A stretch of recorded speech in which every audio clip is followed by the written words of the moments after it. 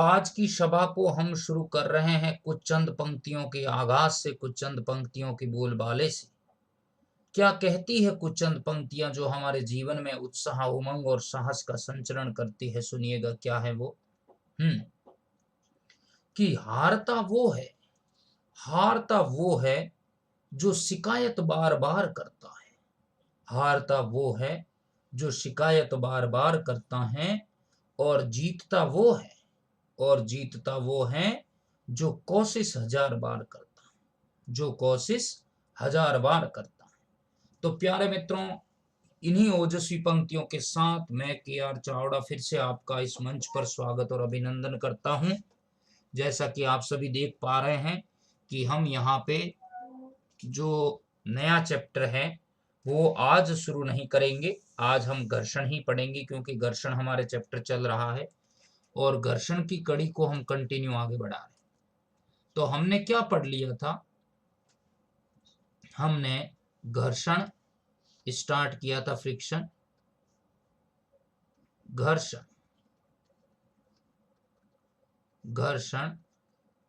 Friction, ये हमने काफी हद तक पढ़ लिया था और इसी कड़ी को मैं अब आगे भी बढ़ाने वाला। तो देखिए, नेक्स्ट हमने mu S greater than mu के वगैरह तो सारे पढ़ लिए थे। अब नेक्स्ट कड़ी के मैं अंदर आगे डिस्कस कर रहा हूँ कि आजकल जो मित्रों जो प्रश्न आ रहा है वो क्वेश्चन किस टेक्निक से आ रहा है। जैसे मान लीजिए मैं आपको आज टॉपिक की शुरुआत ही के.आर. टिप्स से करनी पड़ेगी। जो हमारा टॉपिक है वो क्या है, देखिएगा। के.आर. टिप्स क्या कहता है? के.आर. टिप्स का मतलब है कुछ स्पेशल पॉइंट जिसके ऊपर क्वेश्चन आया हुआ है, वो मेरा अनुभव बोल रहा है। तो देखिए,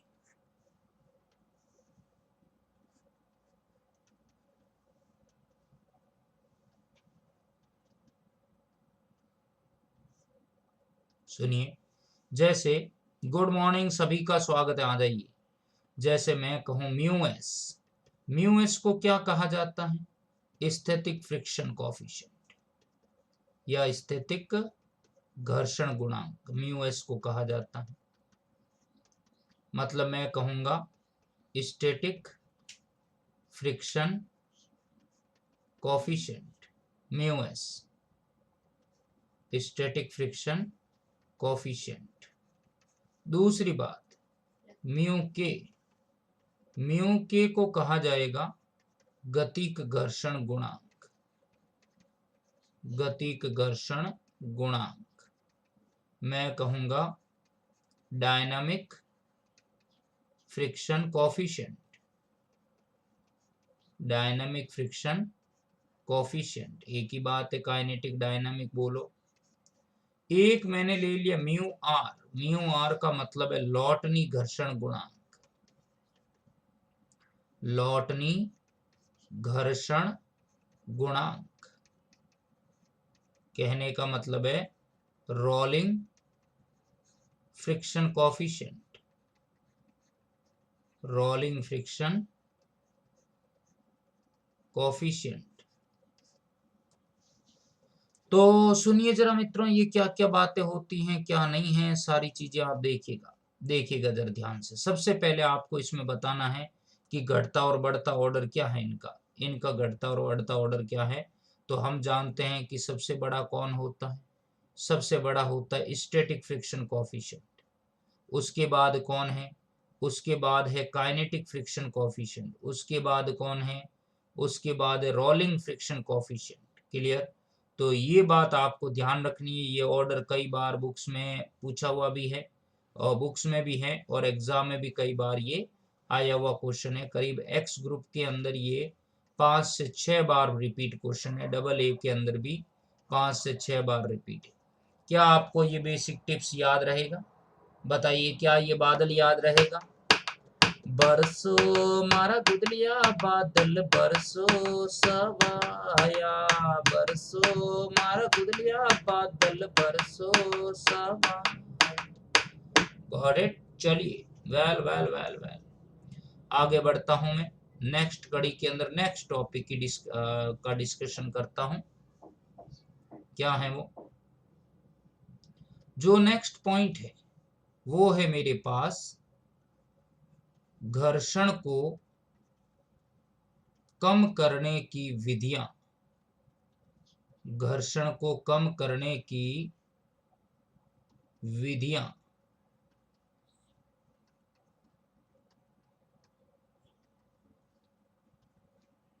क्या होंगे? Methods for reducing friction. Reducing friction, घर्षण को कम करने की विधियां कौन कौन सी हैं?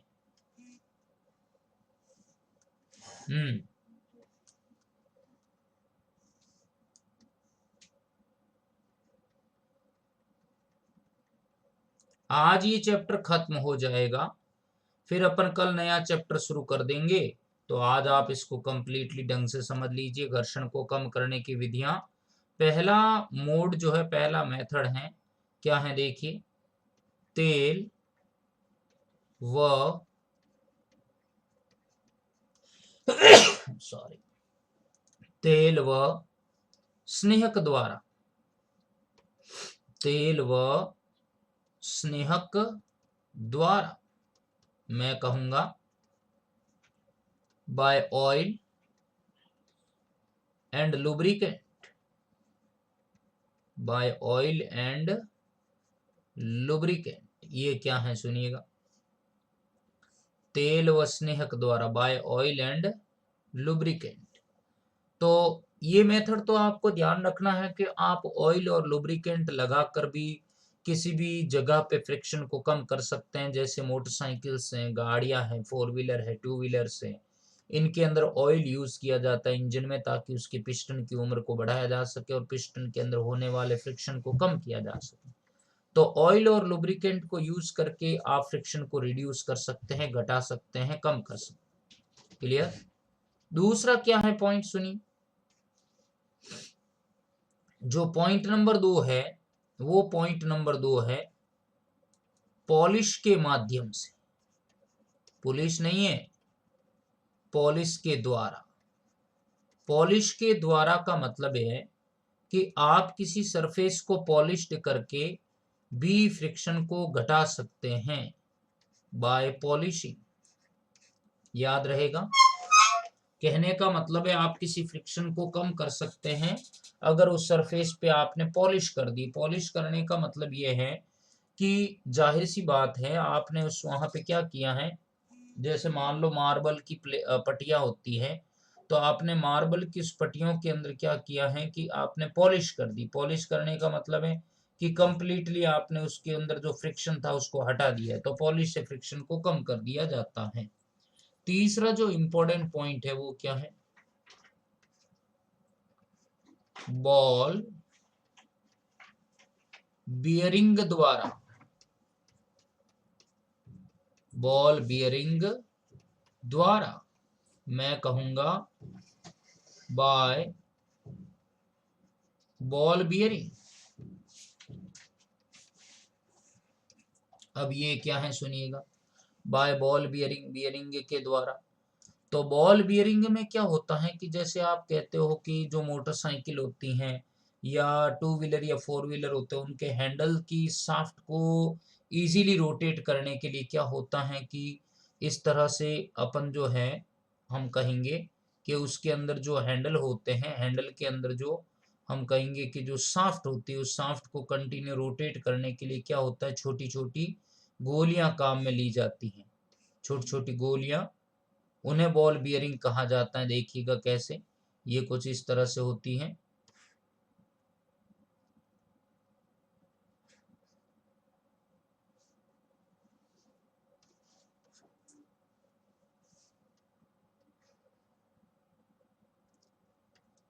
ये जैसे मान लो बॉल बियरिंग का यूज बताना है, तो ये कोई भी शाफ्ट है, शाफ्ट का मतलब गोला होता है, एज ए पाइप, खोखला पाइप होता है। इस शाफ्ट के बीच में क्या होता है, छोटी छोटी आयरन की या लोहे की गोलियां काम में ली जाती हैं, बॉल्स काम में ली जाती हैं। ये बॉल्स क्या करती है, हैंडल को इजीली क्या करती, रोटेट करवाती हैं किसी भी डायरेक्शन में। तो ये क्या करती है, फ्रिक्शन को कम करने का काम कर रही है बॉल बियरिंग। Got it? तो आप बॉल बियरिंग के माध्यम से भी फ्रिक्शन को कम कर सकते हैं। इन्हीं छोटी छोटी गोलियों को अपन क्या कहते हैं, बियरिंग्स कहते हैं, याद रहेगा। यही है ball bearing method. Got it?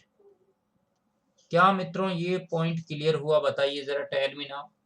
घर्षण को कम करने की विधियां, methods for reducing the friction कौन कौन से हैं? गॉट इट और not? Tell me now. Got it? है देश मेरे तू जीता रहे, तूने शेर के बच्चे पाले हैं, एक लाल हुआ कुर्बान तो क्या 100 लाल तेरे रखवाले। यस, चलिए आगे बढ़ता हूं। नेक्स्ट कड़ी के अंदर हम देखते हैं क्या है नेक्स्ट कड़ी में। नेक्स्ट कड़ी के अंदर हम पढ़ने वाले हैं घर्षण के नियम। घर्षण के नियम, laws of friction. Laws of friction, घर्षण के नियम।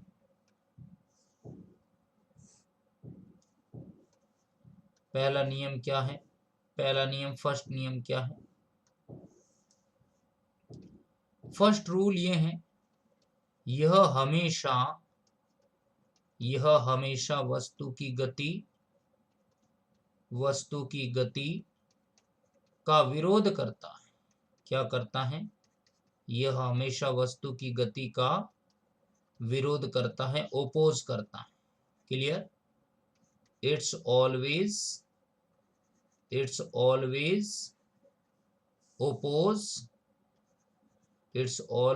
oppose the motion of the object।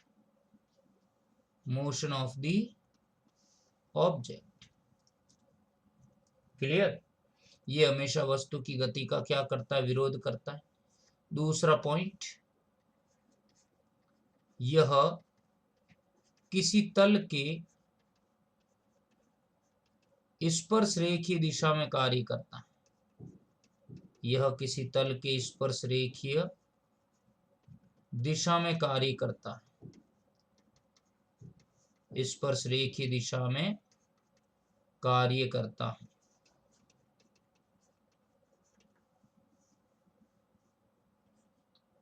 मैं कहूंगा it's always act tangentially to the surface. हमेशा सरफेस के टेंजेंशियली काम करेगा। तीसरा पॉइंट क्या है?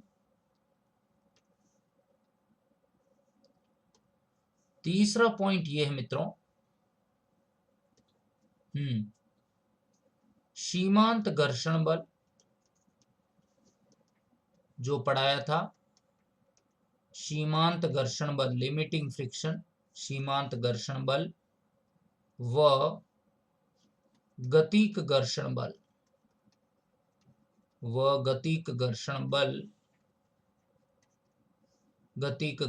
बल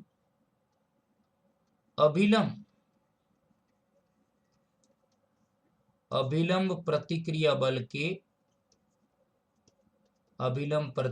बल के समानुपाती होते हैं।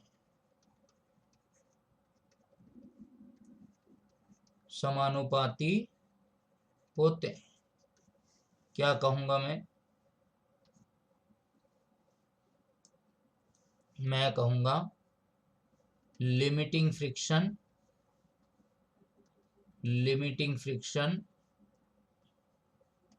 एंड काइनेटिक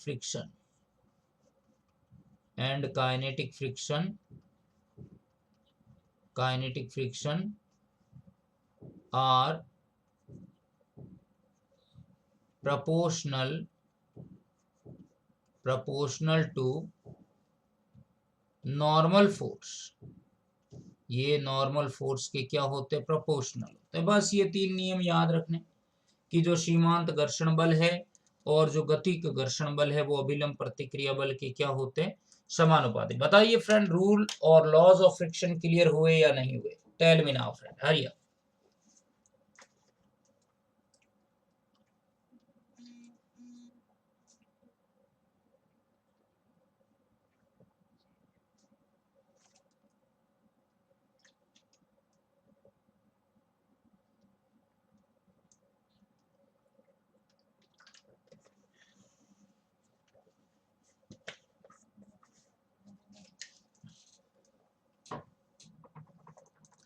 यस, आगे बढ़ू मैं, क्या आगे चलूं? तो देखिए इतना तो क्लियर हो गया। अब मैं आगे बढ़ रहा हूं कंटिन्यू, और हम पढ़ रहे हैं सेकंड लास्ट टॉपिक, वो है हमारा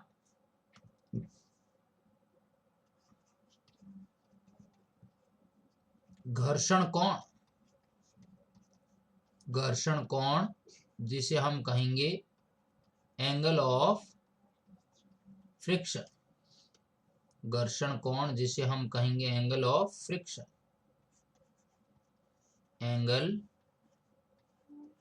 ऑफ फ्रिक्शन, घर्षण कोण एंगल ऑफ फ्रिक्शन। तो देखिए जरा क्या है।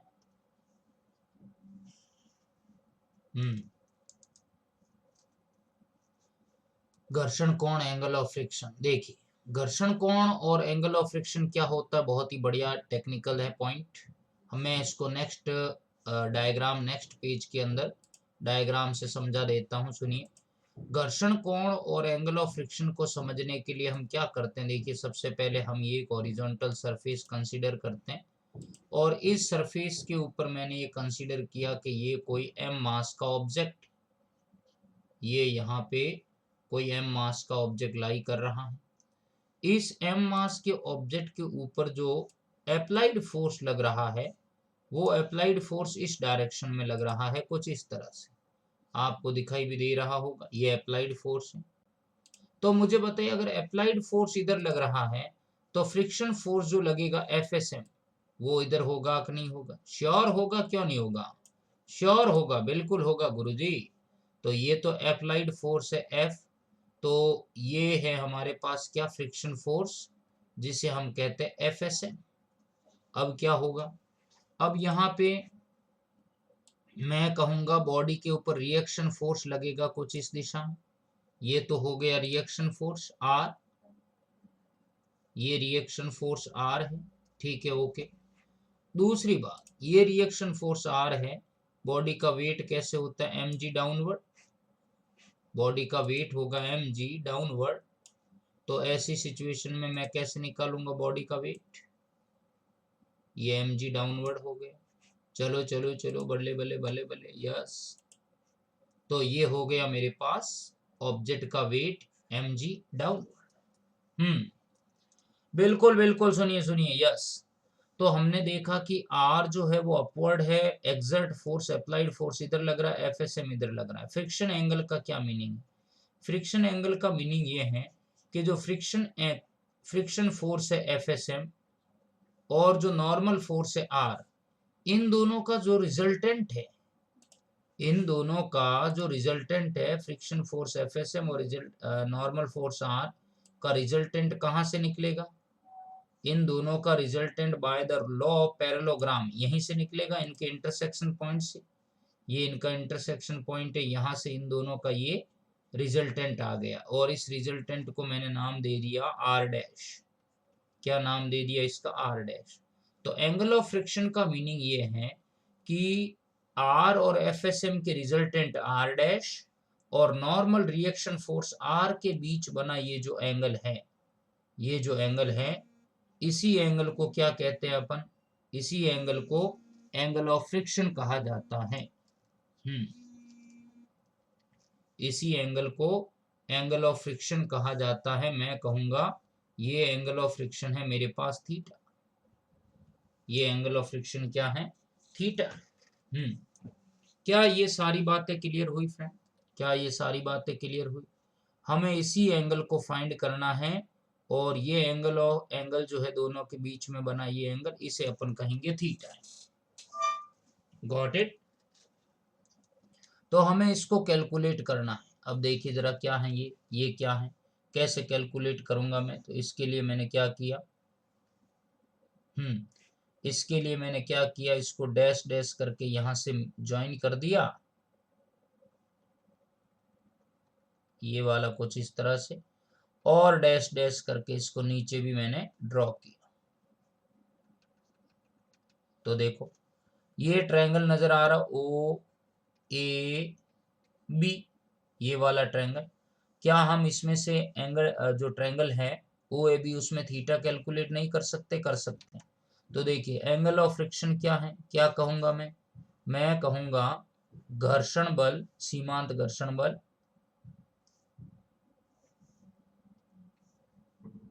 सीमांत सीमांत घर्षण बल, सीमांत घर्षण बल तथा अभिलंब प्रतिक्रिया बल, तथा अभिलंब प्रतिक्रिया बल, सीमांत घर्षण बल तथा अभिलंब प्रतिक्रिया बल के परिणामी बल एवं अभिलंब प्रतिक्रिया बल एवं अभिलंब प्रतिक्रिया बल, अभिलंब प्रतिक्रिया बल के बीच बना कोण,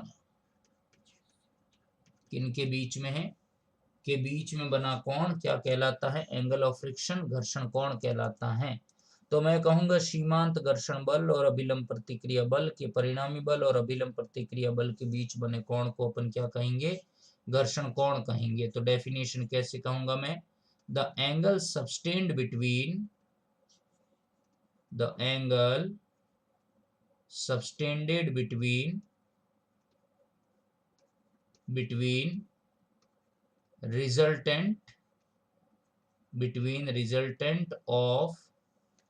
resultant of limiting friction, resultant of limiting friction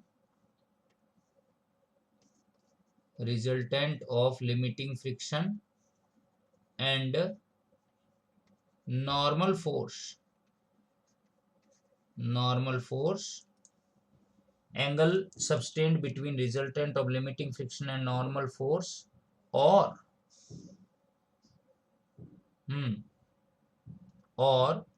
normal reaction force या नॉर्मल फोर्स। क्या कहूंगा मैं? पहले जो लाइन है वो तो रिजल्टेंट को शो कर रही है, और ये जो नेक्स्ट जो मैंने लिखा है नॉर्मल फोर्स, वो लास्ट में जो नॉर्मल फोर्स लिया था उसकी बात हो रही है। देखो कैसे, कहने का मतलब आर और एफएसएम का रिजल्टेंट है आर डैश और नॉर्मल रिएक्शन फोर्स आर के बीच में जो एंगल बनता है उसे एंगल ऑफ फ्रिक्शन कहते हैं। ये बात आपको समझनी है। Got it. तो ये मैंने बता भी दिया है मित्रों। आप यहाँ पे ट्राइंगल लेके भी कर सकते हैं। मैंने कहा ट्राइंगल ले लेता हूं, यहाँ पे ट्राइंगल ओ ए बी में। क्या आपको ये ट्राइंगल नजर आ रहा है? ट्राइंगल ओ ए बी में मैं कहूं टेन थीटा किसके बराबर होगा? टेन थीटा इक्वल टू मैं कहूंगा परपेंडिकुलर अपॉन बेस। परपेंडिकुलर कौन है भाई? ए बी है। बेस कौन है मेरे पास? थीटा के सामने परपेंडिकुलर, ये 90 डिग्री हाइपोटेन्यूस बेस हो गया मेरे पास ओ ए।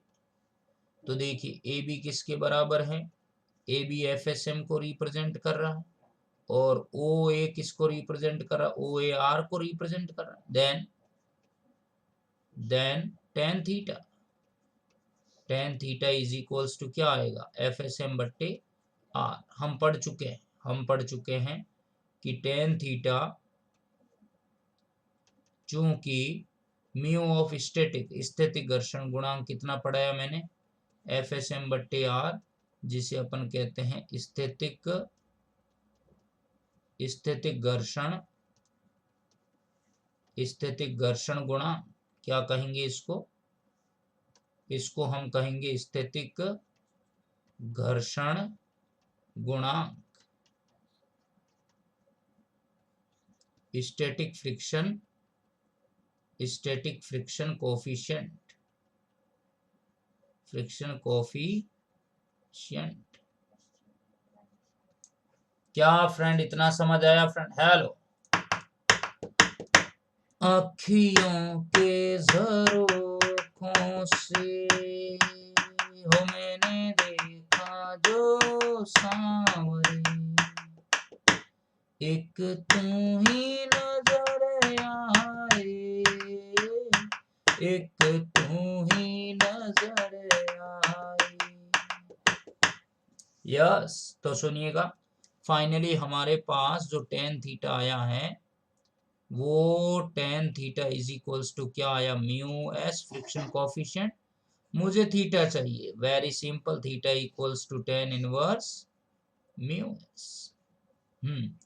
तो फाइनली मेरे पास जो आंसर आया है theta is equals to tan inverse mu S आया। बताइए, क्या यहां तक किसी पॉइंट में डाउट है आपको? टेल मी नाउ फ्रेंड, बताइए जल्दी से, फिर मैं आगे बढ़ता हूं। हम्म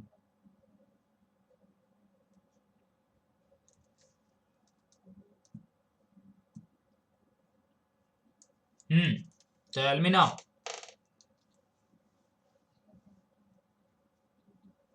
नो डाउट, आगे बढ़ू मैं?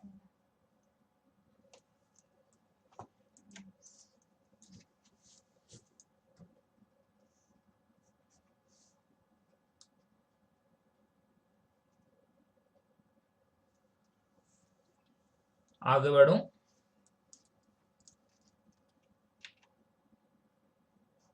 ओके,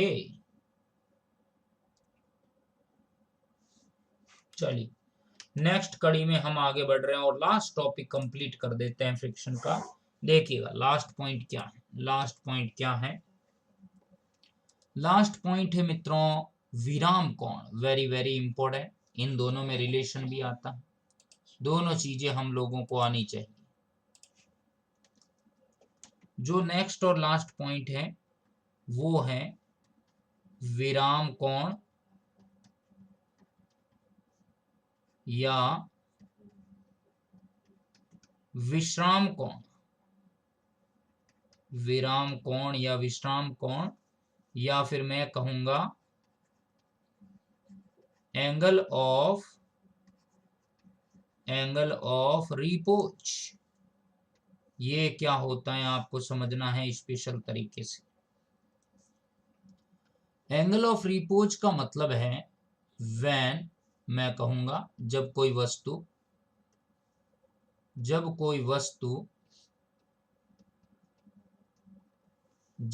वस्तु किसी नत तल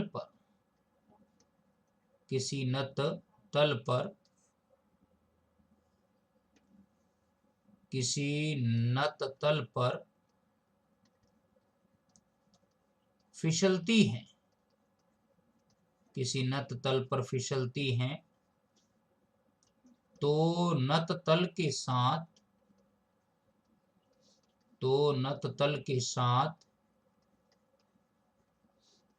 बनाया गया कोण, तो नत तल के साथ बनाया गया कोण जो है, बनाया गया कोण विराम कोण कहलाता। क्या कहलाएगा? विराम कोण कहलाता। क्या इतनी बात याद रहेगी? क्या इतनी बात याद रहेगी? क्या कह रहा है ये? when any object falls upon the inclined plane,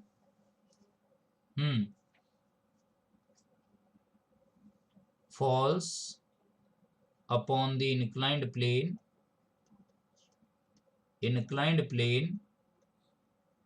then angle made with the horizontal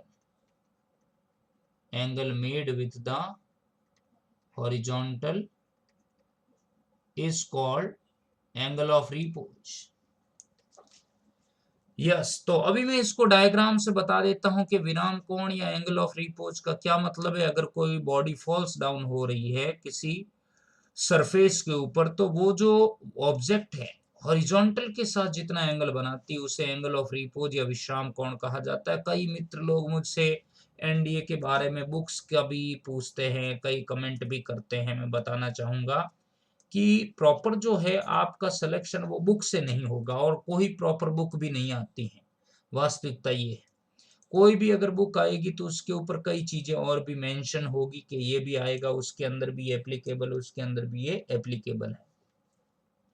तो मैं आपसे यही कहूंगा कि किसी भी एग्जाम की स्ट्रेटेजी किसी एक बुक के तल पर या एक बुक के दम पर हासिल नहीं होती। आप ज्यादा से ज्यादा टीचर से सीखें, क्योंकि टीचर बुक से भी आपको ज्यादा अच्छे ढंग से समझा पाएंगे। कारण ये है कि उनका अनुभव उनके साथ होता है। तो आप किसी बुक पर विश्वास ना करके टीचर्स पर विश्वास कीजिए और टीचर्स से पढ़ते रहे कंटिन्यू। बस समय जरूर लगेगा, पर आपको अपनी सफलता जरूर मिलेगी। चलिए, तो देखिए इसका क्या मीनिंग है। ये मैंने सरफेस बनाया, यस। देखिए जरा ध्यान से,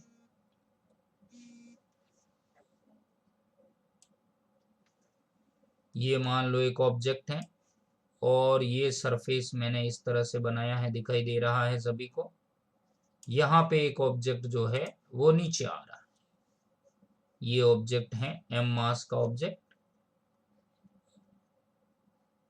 ये यहाँ से नीचे गिरेगा। इनिशियल वेलोसिटी इसकी क्या है, 0 है, ये यहाँ से। तो मान लीजिए जब ये यहाँ आएगा, ये जो ऑब्जेक्ट है वो यहाँ आएगा, तो ऐसी सिचुएशन में मेरे पास क्या होगा जरा बताइए। अगर ये ऑब्जेक्ट यहाँ आ रहा है और ये ऑब्जेक्ट नीचे गिर रहा है, मान लो नाम दे देता हूं मैंने ओ, ए और बी। तो ये जो ऑब्जेक्ट है जब फॉल्स डाउन हो रहा है, तो ऐसी सिचुएशन में हॉरिजॉन्टल के साथ जितना एंगल बनाता है उसी एंगल को क्या कहा जाता है, एंगल ऑफ रिपोज कहा जाता है। उसी एंगल को एंगल ऑफ रिपोज कहा जाता है। आप समझ पा रहे हैं इस बात को। तो अब ये ऑब्जेक्ट किधर गिर रहा है, ये ऑब्जेक्ट नीचे फॉल्स हो रहा है। ये जो ऑब्जेक्ट है वो नीचे आ रहा है कुछ इस दिशा में, आप देख पा रहे हैं ये कुछ इस दिशा में आ रहा है। तो मुझे बताइए फ्रिक्शन कैसे लगेगा। फ्रिक्शन ऐसे लगेगा, ये हॉरिजॉन्टल टेंजेंशियल डायरेक्शन। थोड़ा सा ऐसे बना देता हूं ताकि आपको लगे कि सर ने फ्रिक्शन बताया है। ये फ्रिक्शन ऐसे लगेगा, इसकी डायरेक्शन हो जाएगी FSM। परंतु एक प्रॉब्लम है। प्रॉब्लम क्या है, प्रॉब्लम ये है कि बॉडी का जो वेट होगा ना वो तो हमेशा सीधा ही रहेगा, बट बॉडी क्या है, झुकी हुई है। बॉडी झुकी हुई है, अब क्या करें, मतलब कहने का मतलब बॉडी ऐसे ना हो के ऐसे है, तो बॉडी का ग्रेविटी फोर्स तो नीचे ही रहेगा, mg भार तो नीचे ही होगा एनी टाइम। तो गुरुत्वाकर्षण बल या मैं कहूं गुरुत्वीय भार mg तो क्या होगा, सीधा होगा। बट जो सरफेस है जिस पे बॉडी मोशन कर रही है, वो सरफेस जब नॉर्मल फोर्स प्रोवाइड करेगा तो नॉर्मल फोर्स तो स्ट्रेट लगेगा। ये नॉर्मल फोर्स तो एकदम स्ट्रेट लगेगा, ये होगा नॉर्मल फोर्स। तो अभी हम देख रहे हैं कि बॉडी इक्विलिब्रियम में नहीं आ सकती। कहने का मतलब है कि बॉडी के अंदर जो रिएक्शन फोर्स है जिससे सरफेस जो गिवन कर रहा है वो वेट mg से बैलेंस नहीं, क्योंकि mg अलग डायरेक्शन में है और r जो है रिएक्शन फोर्स वो अलग डायरेक्शन में। तो इसके लिए हमने एक कॉन्सेप्ट निकाला है। वो कॉन्सेप्ट क्या है सुनिए। वो कॉन्सेप्ट क्या है, वो कॉन्सेप्ट ये है कि अगर ये एंगल अल्फा है तो मैंने क्या किया, इस आर की जो एक्शन ऑफ लाइन है, इस आर की एक्शन ऑफ लाइन, भाई आर की एक्शन ऑफ लाइन का मतलब है कि जो आर जिस डायरेक्शन में काम कर रहा है वो डायरेक्शन ये है। क्लियर। तो मैंने इसको डैश डैश करके पीछे बढ़ाया इस आर की एक्शन ऑफ लाइन को, और ये एंगल क्या बना दिया, अल्फा। तो ये एंगल भी यही बना है और ये एंगल भी तो यही बना है, हॉरिजॉन्टल के साथ ही तो बना है। इसका मतलब ये दोनों एंगल आपस में क्या है, बराबर है। ये दोनों एंगल क्या है, बराबर है। अगर मैं अब इस mg का कंपोनेंट ले लूं तो इधर मेरे पास क्या आएगा, mg cos अल्फा, और अगर इधर कंपोनेंट ले लूं तो मेरे पास क्या आएगा, mg sin। बताइए फ्रेंड, क्या ये ज्योमेट्री आपको समझ आई? Tell me now.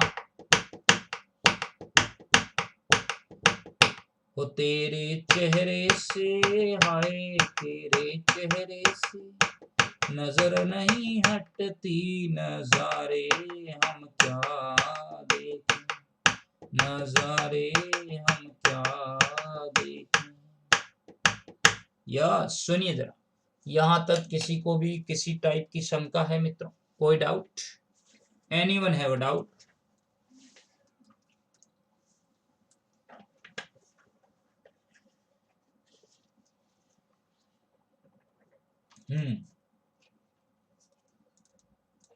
तो सुनिए, अब अगर मित्रों थोड़ा सा दिमाग यूज किया जाए तो अब इक्विलिब्रियम की कंडीशन को लगाया जा सकता है, क्योंकि काफी फोर्स एक दूसरे को बैलेंस करने लग गए हैं। तो सुनिए, साम्य अवस्था में, साम्य अवस्था में, या मैं कहूं in equilibrium, in equilibrium, equilibrium condition में क्या होगा देखिएगा। साम्य अवस्था में, साम्य अवस्था में मैं कहूंगा पहला पॉइंट है mg sin alpha. mg sin alpha किसके बराबर है भाई? mg sin अल्फा किसको किसको बैलेंस करेगा? एफएसएम को। mg sin अल्फा एफएसएम को बैलेंस करेगा, और mg cos अल्फा किसको बैलेंस करेगा? mg cos अल्फा r को बैलेंस करेगा।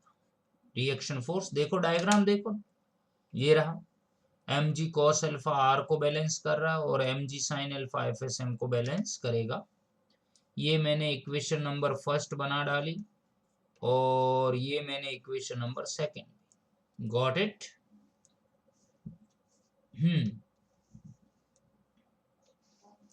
मैंने इक्वेशन फर्स्ट को डिवाइड किया इक्वेशन सेकंड से।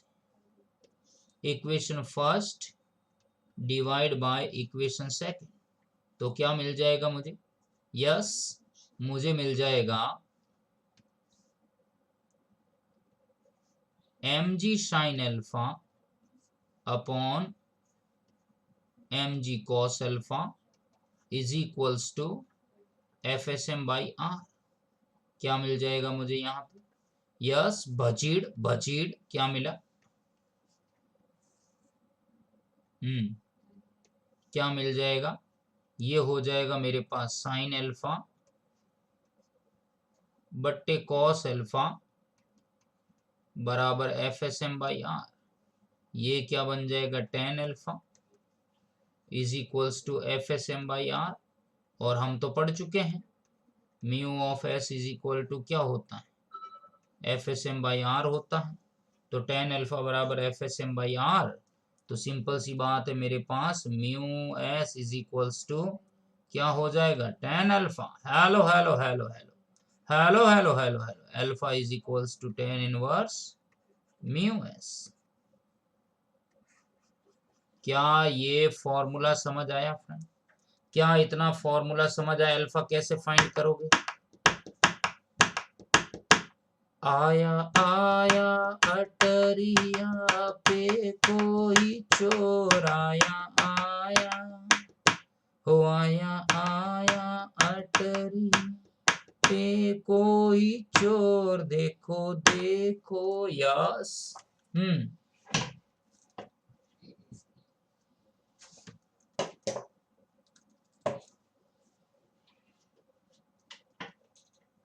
आगे बढ़े।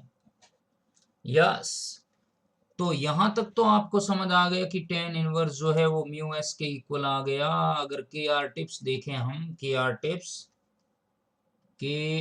टिप्स के अंदर अगर अपन गौर करें फ्रेंड, तो हम क्या देखते हैं कि जो टेन थीटा है, एंगल ऑफ फ्रिक्शन, वो भी म्यू एस के इज इक्वल आ रहा है। कहने का मतलब थीटा इज इक्वल्स टू है टेन इनवर्स म्यू एस, और जो टेन अल्फा है एंगल ऑफ रिपोज, वो भी म्यू एस के बराबर आ रहा है। तो alpha is equals to tan inverse mu S. तो जाहिर सी बात है मैं कह सकता हूं alpha is equals to theta. Angle of repose और एंगल ऑफ फ्रिक्शन दोनों क्या होते हैं, इक्वल होते हैं, इक्वल होते हैं, इक्वल होते हैं। तो प्यारे मित्रों बताइए, क्या ये पॉइंट फ्रिक्शन आपके क्लियर हुआ? क्या ये पॉइंट फ्रिक्शन आपके क्लियर हुआ? ये चैप्टर यहाँ पे कंप्लीट माना जाता है। यस, ये चैप्टर कंप्लीट हो गया है। अब हम कुछ फ्रिक्शन के प्रश्न करेंगे और आपकी कुछ शंकाओं को दूर करेंगे। किसी प्रकार की कोई भी शंका या डाउट है तो मित्रों टेल मी नाउ, पूछिए, बोलिए। यस।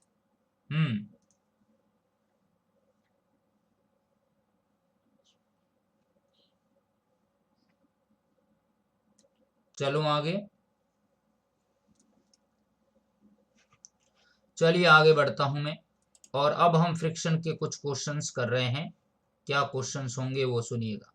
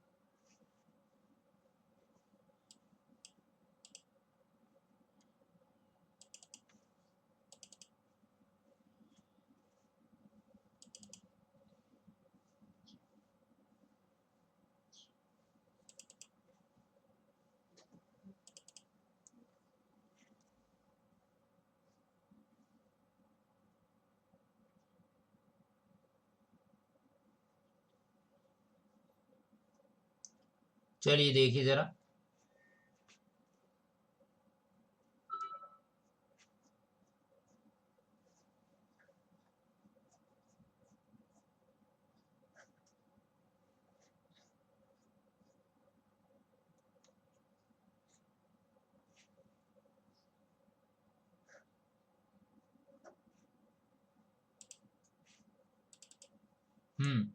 कुछ मित्रों मैं आपको बताना चाहूंगा यहाँ पे, ये आप देख सकते हैं मेरा इंट्रो। काफी लोग पूछ रहे हैं कि सर अपना बताएं बताएं। तो मेरा नाम के राम है, खेताराम नाम से मैं जाना जाता हूँ। मैं फिजिक्स एजुकेटर हूँ, मैं फिजिक्स एजुकेटर हूँ और अन अकेडमी पर प्लस एजुकेटर भी हूँ। आप देख पा रहे हैं अन अकेडमी पर प्लस एजुकेटर हूँ। अन अकेडमी पर मित्रों मैं कई क्लासें भी लेता हूँ, प्लस भी लेता हूँ, स्पेशल भी चलती हैं।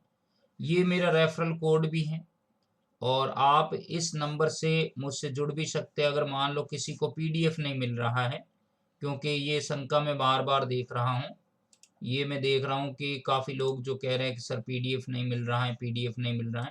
तो आप ये देख सकते हैं, अगर किसी को पीडीएफ नहीं मिल रहा है और पीडीएफ नहीं मिल रहा है तो आप इस नंबर के माध्यम से जो भी मैं इस पैनल पे पढ़ाता हूँ वो आपको पीडीएफ मिल जाएगा, आप यहाँ जुड़ सकते हैं। दूसरी बात फ्रेंड, ये आपको ध्यान रखना विशेष, ये हमारे टेलीग्राम लिंक भी हैं।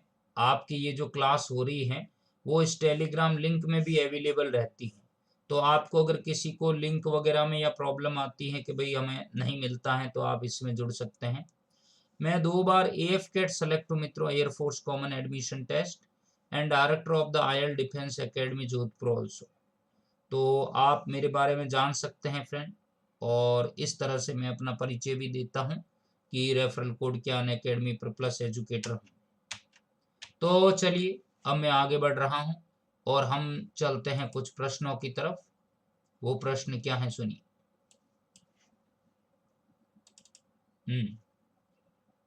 तो पहला प्रश्न आप देख पा रहे हैं कि फर्स्ट क्वेश्चन क्या है। फर्स्ट क्वेश्चन है the coefficient of friction mu and angle of friction lambda are related to H. कहने का मतलब घर्षण गुणांक म्यू और घर्षण कोण लैम्बडा में क्या संबंध है। तो वेरी सिंपल, अभी बताया, बोलो कौन सा सही होगा, tell me now, hurry up. कौन सा करेक्ट होगा, tell me now.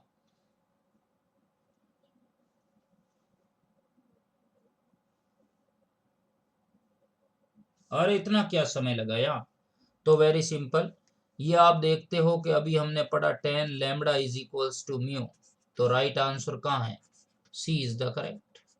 10 mu equal to lambda है क्या, नहीं हो सकता, नहीं हो सकता, नहीं हो सकता, सी इज द करेक्ट। ये बताओ, a force of 98 Newton is required to just start moving a body of mass 100 kg over ice. The coefficient of static friction बताइए कितना आएगा, बताना है जल्दी से। 98 न्यूटन का जो बल है बर्फ पर रखे 100 किलोग्राम द्रव्यमान को ठीक गतिशील करने हेतु आवश्यक है, तो स्थैतिक घर्षण की वैल्यू चाहिए। वेल वेल वेल, क्या बात है, क्या बात है, सी, बढ़िया।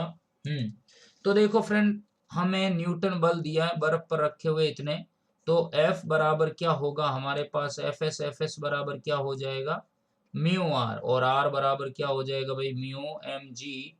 तो आप यहाँ पे F कितना है, 98 रख सकते हैं, म्यू चाहिए, तो म्यू बराबर क्या हो जाएगा, 98 बट्टे एम इंटू जी, तो 98 बट्टे 100 इंटू 9.8। ओके, तो कहने का मतलब दोनों में गुणा है, ये 10 ऊपर चला गया, तो मेरे पास ये हो गया कितना, बचीड़ बचीड़, ये फाइनली मेरे पास 980, 10 बट्टे 100 कितना आ रहा है देखिए, यस 0.1 राइट आंसर।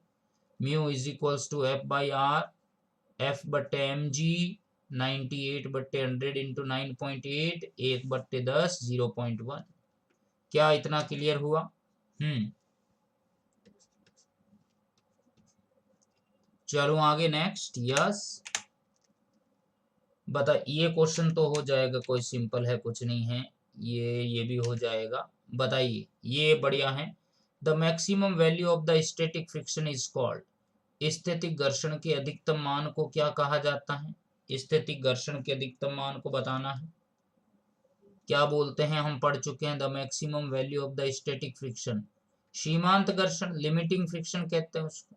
रोलिंग नहीं होता, रोलिंग तो जो रोल करती है ऑब्जेक्ट, उसमें जो सरफेस एक्सर्ट कराती है फोर्स को, उसको कहते हैं रोलिंग फ्रिक्शन। नॉर्मल अलग है, कोएफिशिएंट फ्रिक्शन अलग है, राइट आंसर ए है सीमांत घर्षण। ये बताइए friend, the limiting friction is क्या होगा?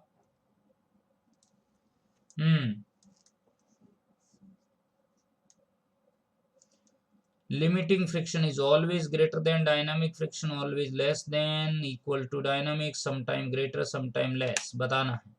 सीमांत घर्षण बल क्या होता है, हमेशा गतिक घर्षण से अधिक होता है, हमेशा गतिक घर्षण से कम होता है, गतिक घर्षण के बराबर, या गतिक घर्षण कभी अधिक कभी कम। तो ये तो हम पढ़ चुके हैं friend, F S M greater than F के होता है, तो हमेशा गतिक घर्षण से अधिक होगा, A is the correct. Always greater than the dynamic friction, A is the correct. Wow, देख लीजिए आंसर है ये, हमेशा गतिक घर्षण से अधिक होगा। वेल वेल, बहुत बढ़िया, बहुत बढ़िया। विच, अभी आज हमने पढ़ा, which is the suitable method to decrease the friction, कौन सी विधि द्वारा घर्षण बल को न्यूनतम किया जा सकता है, टेल मी नाउ फ्रेंड। ए देश मेरे तू जीता रहे, तूने शेर के बच्चे पाले हैं, एक लाल हुआ कुर्बान तो क्या 100 लाल तेरे रखवाले, हो तेरी मिट्टी ही महमिल जावा, गुल बन के यूं खिल जावा, इतनी सी है ये दिल की आरज़ू। बहुत बढ़िया, बहुत बढ़िया। तो इसमें तो तीनों ही काम आते हैं, बॉल बियरिंग भी है, स्नेहन भी है, पॉलिश भी है, लुब्रिकेंट, बॉल बियरिंग, पॉलिशिंग, तीनों काम आएंगे, उपरोक्त सभी हैं, डी इज द करेक्ट। ये बताना है फ्रेंड, क्या है, a uniform rope of the length L lie on the table, if the coefficient of friction is mu, then maximum length L1 of the part of this rope which can overhang from the edge of the table without sliding down। एक समान मोटाई की L लंबाई की रस्सी table पे रखी है। यदि घर्षण गुणांक म्यू हो तो रस्सी का वह अधिकतम लंबाई L1 जिससे टेबल नीचे लटकने पर भी रस्सी नीचे ना फिसले होगी। कौन सी होगी?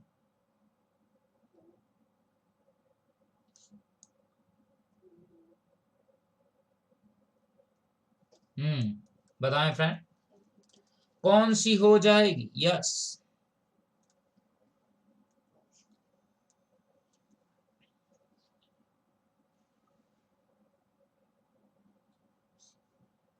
तो देखिए क्या पूछ रहा है।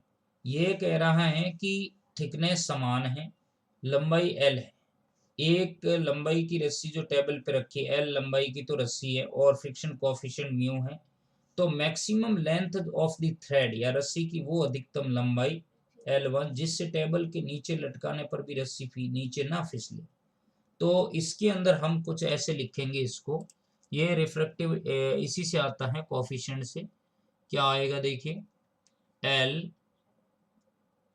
ये हो जाएगा मेरे पास, हाँ, L plus mu of L बराबर क्या हो जाएगा, म्यू हमें निकालना है L1 जिससे टेबल नीचे लटकना पर भी वो लंबाई L1 जिससे टेबल के नीचे लटकने पर भी रस्सी नीचे ना फिसले। ओके, तो ये L1 plus mu L1 equals to total L mu L। कहने का मतलब कोएफिशिएंट के अंदर ये रिलेशन चलता है कि जो रस्सी की लंबाई बोला है जिससे नीचे नहीं फिसल रहा है वो लेंथ, और ये म्यू, म्यू का मतलब है फ्रिक्शनल कोएफिशिएंट की टर्म में लेंथ, जब फ्रिक्शन है तब की बात है और जब फ्रिक्शन नहीं है तब की बात है। L1 और फ्रिक्शन के साथ म्यू L1 बराबर क्या है, टोटल म्यू L। तो L1 कॉमन लेना है 1 प्लस म्यू बराबर mu L।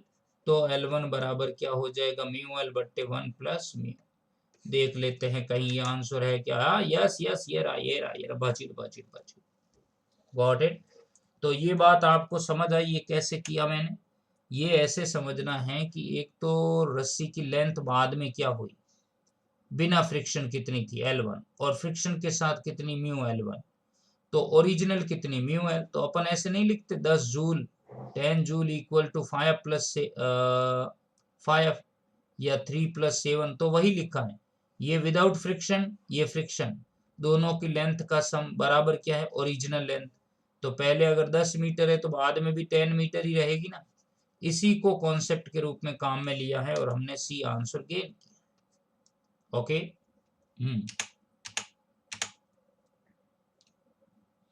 Which of the following statement is not true? The coefficient friction between two surfaces increase the surface in contact are made rough. The force of friction act in the direction opposite to applied force. Rolling friction greater than sliding. Coefficient friction between wood and wood less than 1. देखो मित्रों, निम्न में से कौन सा कथन असत्य है, तो हम कहें असत्य, दो सतहों के बीच घर्षण गुणांक का मान अगर म्यू बढ़ता है तो सतहों को अधिक खुरदरा बनाया जाए। बिल्कुल सही कह रहा है।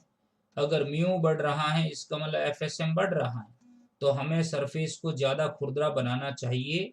और खुरदरा बनाने से क्या होगा कि हमें ये बोला है कि इसको रफ बनाना है। अच्छा अच्छा, कॉन्टेक्ट आर मेड, तो हमें क्या चाहिए, असत्य कथन कौन सा, तो ये तो सत्य है, बिल्कुल रफ बनाना चाहिए। घर्षण बल पिंड पर लगाए गए बल के विपरीत दिशा में लगता है, बिल्कुल सही है, ये भी ट्रू है, ये भी ट्रू है। बट ये ट्रू नहीं है, rolling friction greater than sliding friction नहीं, एफ एस ग्रेटर देन होगा एफ आर, ये गलत है। The coefficient friction between would and would less than 1, बिल्कुल म्यू लेस देन 1 हो सकता है। तो राइट आंसर जो है हमारा बी है, जो रॉन्ग स्टेटमेंट, जो रॉन्ग स्टेटमेंट। तो प्यारे मित्रों, ये थे आज के प्रश्न, आज का टॉपिक घर्षण हमने कंप्लीट कर लिया।